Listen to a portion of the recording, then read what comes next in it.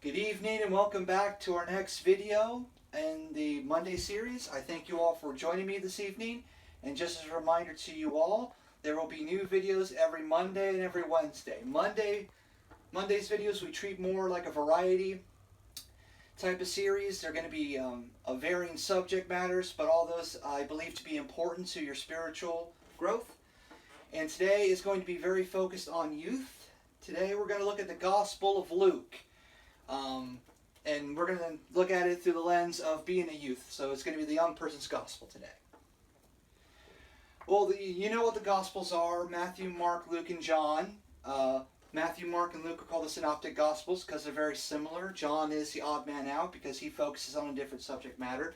But today we're going to look at Luke because the Gospel of Luke has some very important information, meanings, and stories for you to learn from it, especially if you are a youth. And we're going to examine a few of those today just so you can kind of have an understanding of what God and Jesus think about your youth, your youngness, and how you should properly use it. Right? So the first thing we're going to look at today is Jesus in his childhood. The Gospel of Luke actually deals with one of the few instances we see Jesus as a child. In many of the Gospels he is born, but then the next time we see him is usually when he is an adult. He's 33 years old. So there's very few stories dealing with Jesus in his childhood. The one that you're probably familiar with is when Jesus is left in the temple after Mary and Joseph leave Jerusalem to go head back home. They don't realize that Jesus was missing because Joseph and Mary were traveling in different groups, so they didn't realize he was gone until they met up later, and once they realized he was gone, they went back to Jerusalem to find him, and they found him in the temple. Jesus offers the explanation that he belonged in his father's house, but what Jesus perhaps didn't intentionally mean to do was he caused his parents great anxiety, some great worry, because they didn't know where their son was. So here we see how Jesus wants you to treat your relationship with your parents. When it comes to your parents, you should honor and respect them, even though Jesus was perhaps where he needed to be, in the presence of his father and with the elders discussing their faith. It was not necessarily right for him to leave without letting his parents know what he was doing, so he didn't honor them that way. So in a similar way to today's world, if you have somewhere you need to be, honor your parents to let them know that you respect them and that you need to be somewhere. It's one of the commandments: honor thy father and mother. So as a youth, you should always honor your parents whenever you can. They're the ones that gave you life. They're the ones who help raise you. They're the ones that help guide you. So always honor your parents. The next story we're going to go into, or I should say parable, is the prodigal son. And again, this is probably one that you know very well. It's a story about two brothers and a father. The younger brother, wanting his inheritance early, asks his father for it. Now, if you don't know, the inheritance was supposed to be given to the son upon the father's death. And so when the son asks for it early, he's essentially saying that he wished that his father was dead and that he wanted his inheritance now rather than wait for him to actually die. And so the son takes it and lives a life of debauchery, of excess. And when a plague hits the land, he finds that he's out of the resources he had taken from his father and is left with nothing. So he decides to go home and humble himself before his father and live as a servant rather than a son. And when he returns, the father is immediately able to forgive him for everything and holds a great celebration in his honor for him returning home. So here we see not only how sons should act, but how parents should act. The son did not act rightfully when he asked for his inheritance early, but he acted rightly once he realized the mistake he made and tried to make amends with his father. And parents should learn how to forgive their children. I know personally as a son that sometimes that I could get on my parents' nerves, and I imagine many of the young people watching right now get on their parents' nerves as well. But a parent should always be ready to forgive and be ready to understand their children when they make mistakes or when they do something wrong. You should never allow anger to affect your decisions, but rather let the Lord's spirit of forgiveness come through you and try to work through whatever problems you may be having. There is one more son, however, we need to discuss, and that is the older son, the one who stayed and dutifully worked.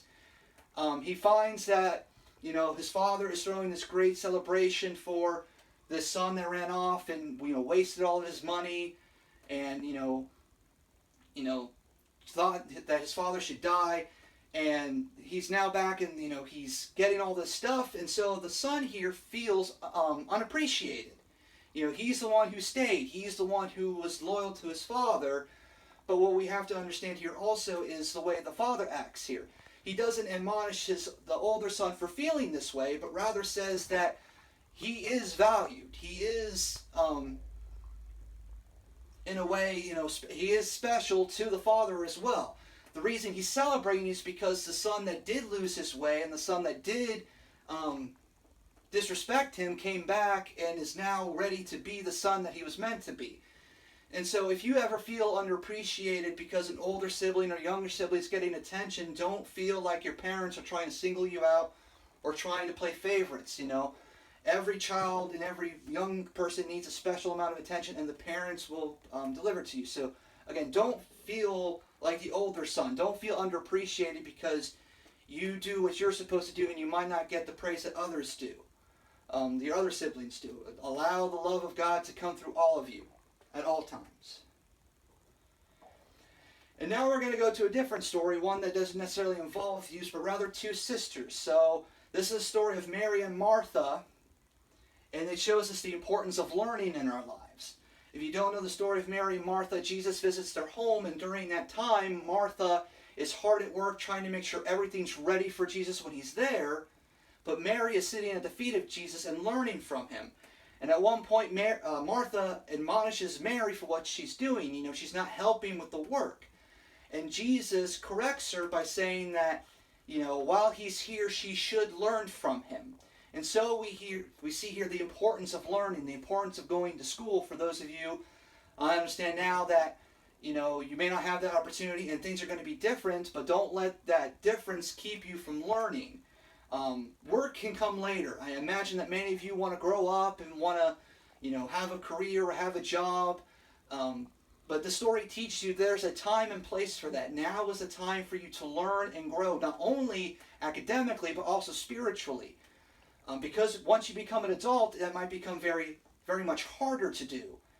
This time of your youth should be used to learn and grow in God and learn and grow in what he wants you to do, but also to increase your mind and your knowledge so that you know how to deal with the problems once you're old enough to be able to face them. So be like Mary right now. Don't be in such a rush to get things done, and that's not a cue for anyone watching to say, well, I don't want to do my chores because that's work, and Coleman said I should learn. I want you to rather, be more willing to learn, be more open to knowledge that may come to you. So Jesus tells us here that as youths, you should be learning while you can. All right, and now we come to the final topic we're going to be talking about tonight. This comes from Luke chapter 18, I believe. Jesus is speaking to people, and they're trying to bring babies and young children to him so that he can bless them and touch them. And the apostles try to keep these young people away.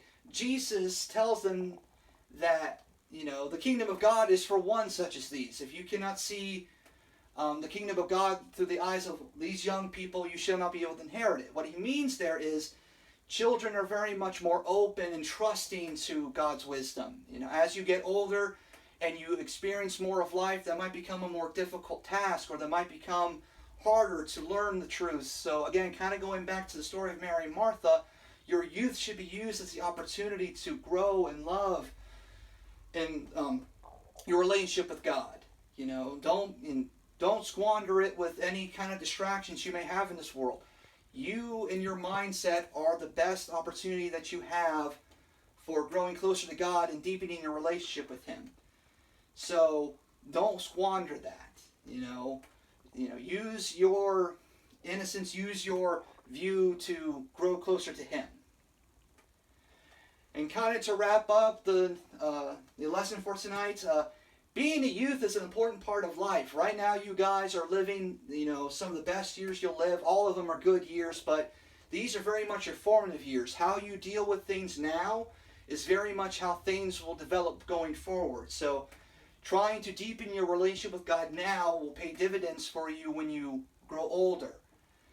Jesus wants you to live this part of your life to the fullest. Again, don't squander it with distractions or things that may not matter. Try to focus on things that are important. You have many years to your life, hopefully, and I pray that you do.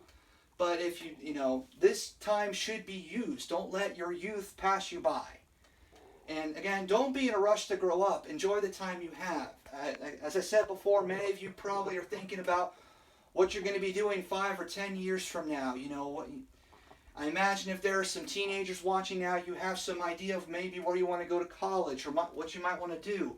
Jesus is telling you, don't be in such a rush. Everything will come in its own time, and this time should be used properly. This time should be used for your spiritual and intellectual growth. You should grow closer to Him and be ready for what may come next. Well, that's it for this video. I thank you all for coming by. If you have a suggestion for what a video I should do, please let me know below. Again, we're going to be coming out with our next Saints update on Wednesday, so please be on the lookout for that. And hopefully soon I'll be able to share with you a link to a YouTube page where all my videos that I've done so far will be available.